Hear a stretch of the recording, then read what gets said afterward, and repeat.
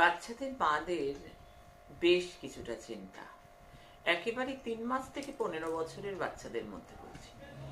এই যে বাচ্চাগুলোর মায়েদের একটা ভীষণ চিন্তা, আমার বাচ্চার ওয়েট গেইন হচ্ছে না, আমার বাচ্চা খেতে চাইছে না, আমার বাচ্চা মাঝে মাঝেই কাঁদছে, আমার বাচ্চা স্বতঃস্ফূর্ততার অভাব কিংবা প্রচন্ডভাবে ইমিউনিটির কমজোর।